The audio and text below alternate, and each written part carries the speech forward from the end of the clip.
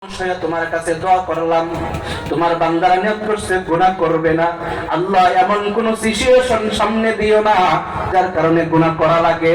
আল্লাহ তোমার বান্দাদের কলবগুলি তোমার নূর দিয়ে ভরে দাও। আল্লাহ তাআলার সাথে সম্পর্ক রাখলে আপনি গুনাহ করতে পারবেন না। যখনই গুনাহ করতে যাবেন আল্লাহ ডাক দিয়ে বলবে, কি রে আব্দুল্লাহ, তুই গুনাহ করস, আমি আল্লাহ তো দেখি।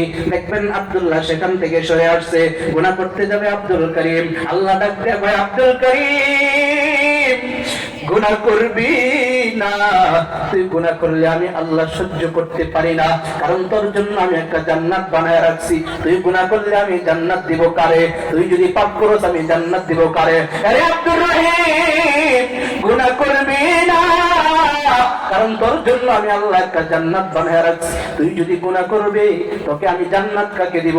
তুই যদি পাপ করবে আমি আল্লাহ জান্নাতটা কাকে দিব? আল্লাহ